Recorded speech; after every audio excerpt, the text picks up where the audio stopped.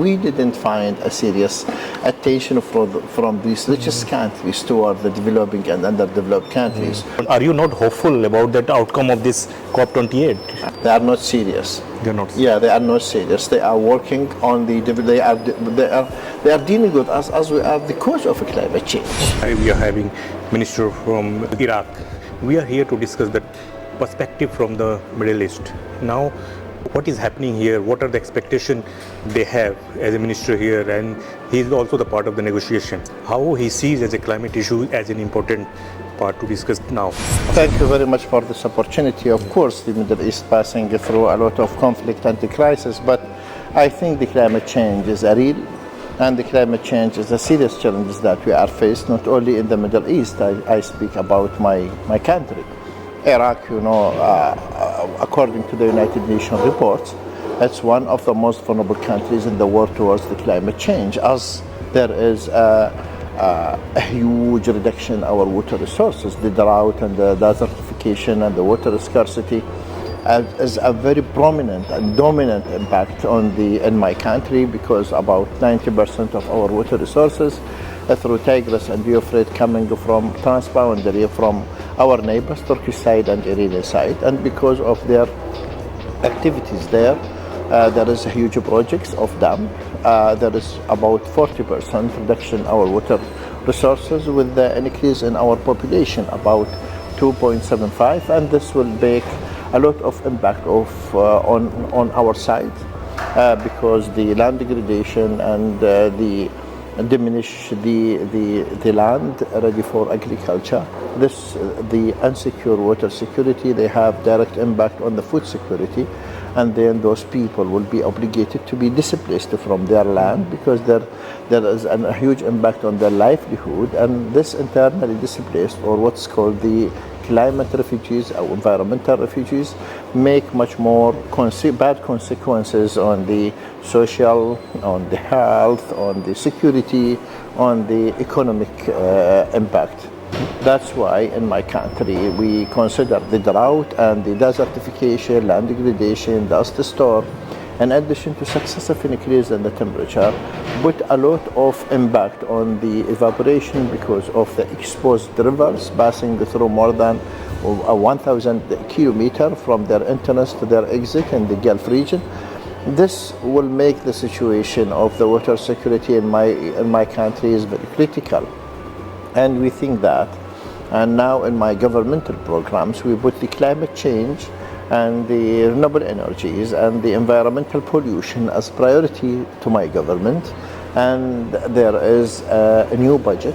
In the new budget of 2023, we put about 7 billion to overcome the impact of climate change. Of course, on the national level, how much you are active to respond to the impact of climate change, it will be not efficient until you build an regional organization or regional coordination with all those countries who are really impacted they are suffering from the impact of climate change, but with different levels. We are the most vulnerable countries. That's why we think that we should. And now we are working, or we are responding to the impact of climate change through 3 circles: on national level, on regional level, and then on a global level. As you told that this Iraq or the Middle East is suffering from 2 fronts, not only just a climate crisis, the issues are revolving around that, and new crisis has developed. So that is one thing. Displacement is the issue. After that, health is the issue.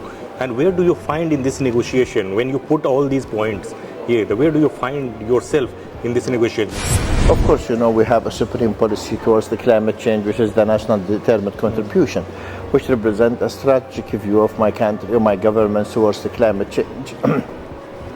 And there is an implementing plan, which is the National Adaptation Plan, and also there is a adaptation roadmap. And we have a very clear view how important to be resilient towards the climate change.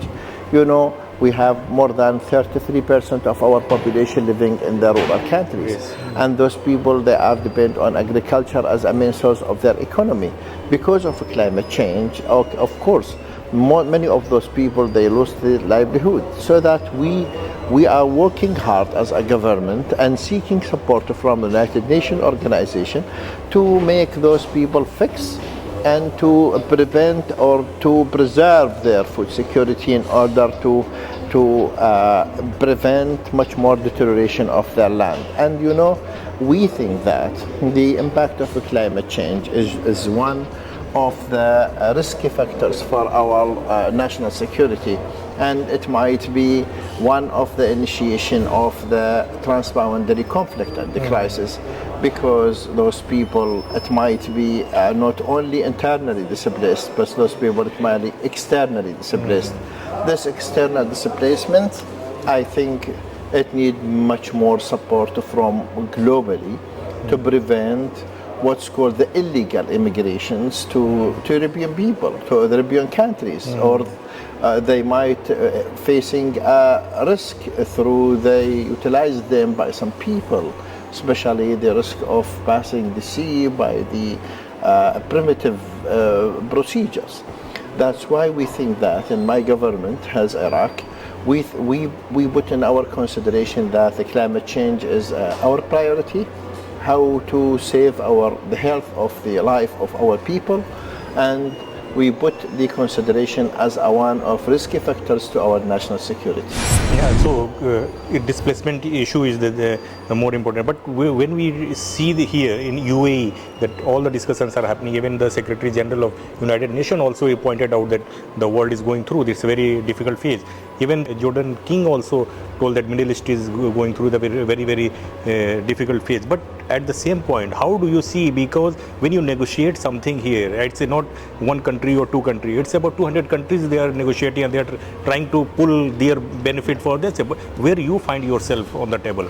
Really, the negotiation is very hard, because, if we return back to Paris Agreement in 2015, there is a commitment and there is what's called the compensatory process for the supporting and the developing and underdeveloped countries. And this procedure has been implemented through what's called the Green Climate Fund. We didn't find a serious attention from these richest countries toward the developing and underdeveloped countries, we are all victims of more than 300 years of their industrial revolutions that make all those people rich and make their people living in a prosperity. So, but on the expense of our people, we have special national demand. We have special circumstances, and there is some interest. There is the interest of our people now. All our efforts, especially here in COP28 in Dubai, how to preserve and protect our economy, because all those countries who are working who their industry is still controlling by themselves, and they are controlling the international economy. They try to have make the developing and the underdeveloped countries to adapt their infrastructures according to the international criteria, but they forget their commitment. And that's why now in the conference, now we have I just leave the high ministerial meeting with the presidency of the COP. I said that we should go in a real policy that putting in their consideration the interest of our people. We have a national demand, we have national circumstances.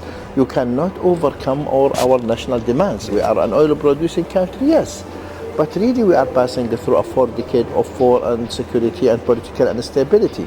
We are fighting ISIS in spite of all the international community. More than 4 million people are obligated to be displaced internally because of ISIS, and massive destruction of our infrastructures. Of course, the climate is change, and you want from us to change. Of course, we want to change, but give me the support.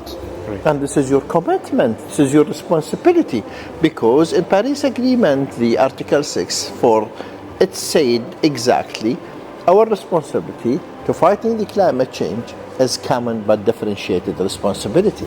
Differentiated responsibility, those industrial countries through their industry, which is with a heavy mitigation of CO or heavy mitigation of carbon, they produce and they are responsible for the climate change. So how can you the equality between the victims and between the cause? That's why we need what's called the climate justice. We are seeking the climate justice, which will just disappear now. They are always talking about what's called the global sectorial targets.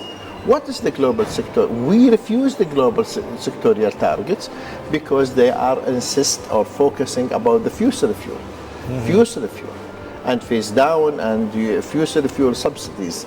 We refuse this because our governmental commitments towards the climate change through our strategy, which is the NDC, which is a voluntary contribution. We are our commitment to reduce our mitigation by 1 to 2% on national level, 13-15 with the support of international community. Now on national level, we exceed the 2%. This is a voluntary. How can you choose the sector that you need me to reduce the mitigation? I can reduce the mitigation in the transportation sector. I can in the electricity sector, and the industry sector, and the tourism sector. Of course, I can do it in any sector, and the roads and other sectors. I'm not obligated to reduce my emission in the oil and gas. Of course, we are working hard. Now, we utilize more than 60% of our associated gas, which has been previously burned, which is called the flare. It's also pollute the air, and then we burn a lot of our financial resources. But we should choose our national way to adapt toward the international criteria. It's not an obligatory process, so that there's a dual usage, the dual deal with these issues sensitive to us, and our responsibility is to protect our future economy. So after this discussion, you're not very much hopeful that outcome will benefit those countries? Until now, we didn't find that there is some. They are not serious. They're not. Yeah, they are not serious. They are working on the. They are dealing with us as we are the cause of climate change. Of course, this is not the cause, and we will never ever accept this issue. We protect our economy. We should protect our national demand. We have special circumstances. Each country has special circumstances and demand. The health, the life, the prosperity of our people is a priority for us, with our commitment to reduce the emission. Thank you so much. Thank you very much.